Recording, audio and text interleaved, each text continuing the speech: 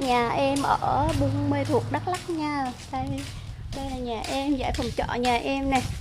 Bữa giờ em làm cũng được 4-5 phòng rồi. Giờ chỉ còn một phòng cuối cùng thôi. Em làm xong phòng này, em sẽ kiếm tiền mua máy bay qua Ấn Độ. Sẽ quay về những gì nói về vàng nè. Em sẽ làm YouTuber tại vì em rất là thích ạ. Mọi người thấy em á, cho em một lượt đăng ký kênh nha, một lượt chia sẻ gì đó. Em cảm ơn mọi người. Em cảm ơn cô bà, anh chị, bạn bè. Nếu thấy kênh em á, ủng hộ đăng ký cho em một like, một kênh để em được 50 người nha. Em chào mọi người ạ.